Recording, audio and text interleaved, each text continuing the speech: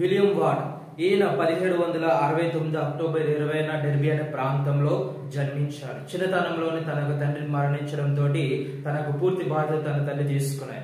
చిన్ననాటి నుండి ఆయన చదువుతో పాటు అనేకమైన తనకున్న ఆ యొక్క ఆసక్తి ప్రింటింగ్ ప్రెస్ పట్ల ఆ యొక్క ఉద్యోగాన్ని లేకపోతే దానికి ఉన్న నైపుణ్యాన్ని తను చక్కగా నేర్చుకొని అదే ఒక ప్రింటింగ్ ప్రెస్ లో పని చేయడానికి ప్రింటర్ గా ఒక వ్యాపారాన్ని ఆయన కొనసాగించాడు.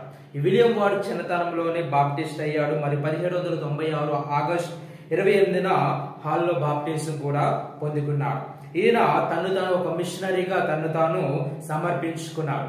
అది ఏ విధంగా అనుకుంటే 1793లో విలియం క్యారీ భారతీయ మిషన్ రంగంలో ఒక ప్రింటర్ అవసరము గురించి అతను చేసిన వాక్య ద్వారా అతను ఎంతగానో ప్రభావితం చెంది తను తాను మిషనరీగా సమర్పించుకొని 1799లో ఆయన భారతదేశానికి వచ్చి విలియం క్యారీ గారితో కలిసి ఒక సిరంపూర్ కాలేజీలో భారతదేశంలో బెంగాలీ, మరాఠీ, తమిళం మరి 23 ఇతర భాషల్లోనికి బైబిల్ గ్రంథాలను అనువదించబడిన తర్వాత ఆ గ్రంథాలను వ్యాప్తి చేయడానికి ఉపయోగించే కమ్యూనిటీ ప్రింటింగ్ ప్రెస్ ను పర్యవేక్షించడంలో విలియం వార్డ్ ప్రధానంగా సమయం గడిపాడు. అనేక భాషా శాస్త్ర రచనలు కూడా జారీ చేయబడ్డాయి. మరియు విలియం వార్డ్ ఇప్పటికీ విస్తారమైన డైరీని ఉంచడానికి మరియు స్థానికులు సువార్తను ప్రకటించడానికి ఆయన ఎంతగానో సమయాన్ని వెచ్చించేవారు. బైబిల్ గ్రంథాలనే కాకుండా హిందూ మతపరమైన గ్రంథాలను కూడా వారెన్నో ఆ యొక్క ప్రింటింగ్ ప్రెస్ లోని వారు ముద్రించబడడం జరిగింది. అనుకోని రీతిగా 1812 మార్చిలో ప్రింటింగ్ కార్యాలయం మొత్తం కూడా అగ్ని ప్రమాదంలో ధ్వంసమైంది.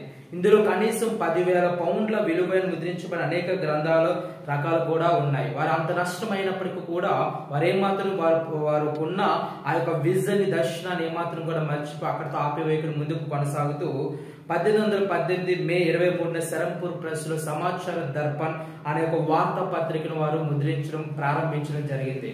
ఇది పాశ్చాత్య భాషల్లోనే ముద్రించిన మొదటి వార్తా పత్రిక అని చాలా స్పష్టంగా తెలియజేస్తుంది. అదే 1818లో కొంతకాలంగా అనారోగ్యంతో బాధపడుతున్నప్పటికీ విలియం వార్డ్ తిరిగి ఇంగ్లాండ్కు రావడం జరిగింది. ఆయన ఎప్పుడైతే విలియం వార్డ్ ఇంగ్లాండ్కి వచ్చిన తర్వాత ఆయన ఇంట్లోనే కూర్చోకుండా అనేకమైన ప్రాంతాలకు వెళ్లి సిరంపూర్ భారతదేశంలో కలకత్తా ప్రాంతంలో ఉన్న సిరంపూర్ కళాశాలకు అభివృద్ధి కొరకు అనేకమైన డొనేషన్స్ ఆయన సంపాదించడం జరిగింది.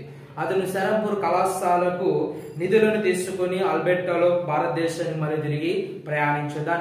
దానికి ఫలితంగా William Ward, Joshua Marshman, William Carey వీరు సిరంపూర్లో ట్రియోగా వారు మంచి పేరు ప్రఖ్యాతులు పొందుకున్నారు.